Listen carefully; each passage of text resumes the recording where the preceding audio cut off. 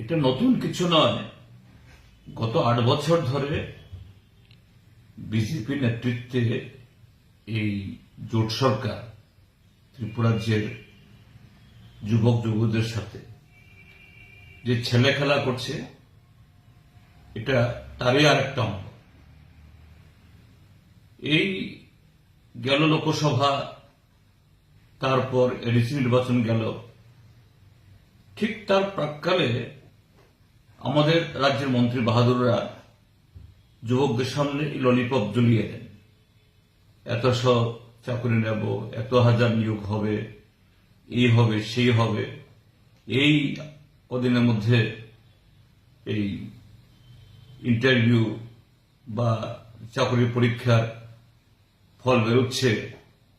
তো এই সমস্ত করে আমাদের রাজ্যের যৌবনের তাদের যে ইচ্ছা, তাদের আকাঙ্ক্ষা, তাদের স্বপ্ন, তাদের ধৈর্য, এটাকে প্রতিনিয়ত এভাবেই এরা অপমান করছে, অবহেলা করছে এবং তাদের ধৈর্যের পরীক্ষা নিচ্ছে।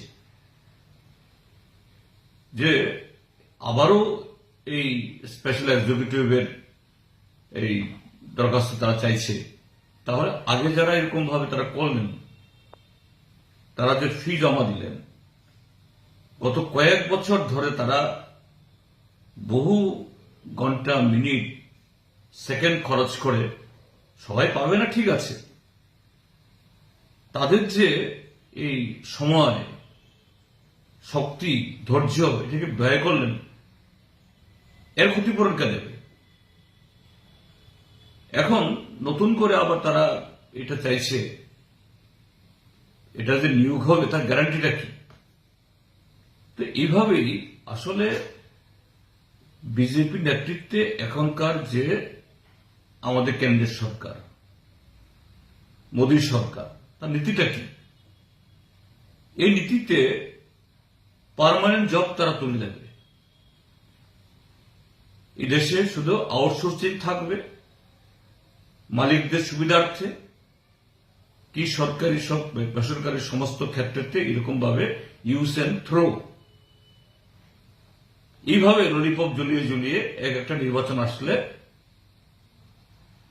তাদেরকে তারা ব্যবহার করবে। আমি রাজ্য সরকারের এই ঘটনার বা এই যে সিদ্ধান্তের আমি নিন্দা জানাচ্ছি। এটা মোটেই ঠিক নয় এবং আমি এখনো অনুরোধ করব আমার,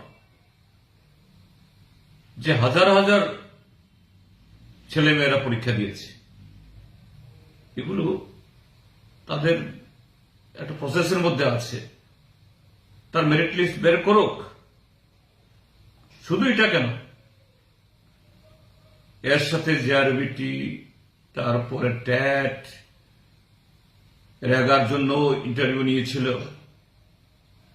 আরো নানা পদের জন্য, সবগুলো ক্ষেত্রেতে, এমনকি টিপিএসসি এর মাধ্যমেও যে সমস্ত ইন্টারভিউ নেওয়া হয়েছে, এগুলোতেও তারা ঝুলিয়ে রাখছে, কদিন বাদে বাতিল করে দিচ্ছে।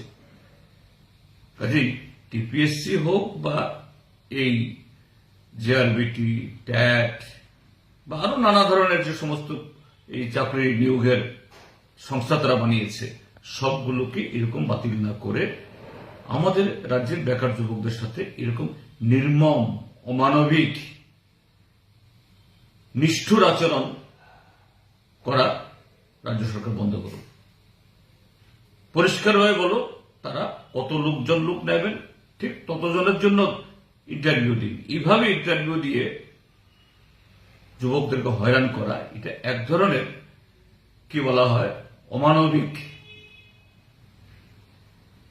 মানুষের সাথে চূড়ান্ত প্রতারণা। এগুলো থেকে রাজ্য সরকার বিরত হোক। এবং এডিসিও দেখেছি আমরা কদিন আগে, এডিসিতে হাজার হাজার চাকরি হবে, এদেরকে নাচালো, নানাভাবে করলো। ঠিক আছে, ও জিতেছে, তারা ভালো, তারা খুব জলদি নতুন এক্সিকিউটিভ গঠন করুন। কিন্তু কেন এই নির্বাচন চলাকালীন সময়েতেই 120টা, এখন শুনছি 120টা 200, এটাও বাতিল করা হোক। এবিসির ক্ষেত্রটিও এরকম স্বচ্ছতা বজায় রেখে চাকরি প্রদানের এই পদ্ধতি চালু করা হোক। এটাই হলো এ সম্পর্কে আমার বক্তব্য।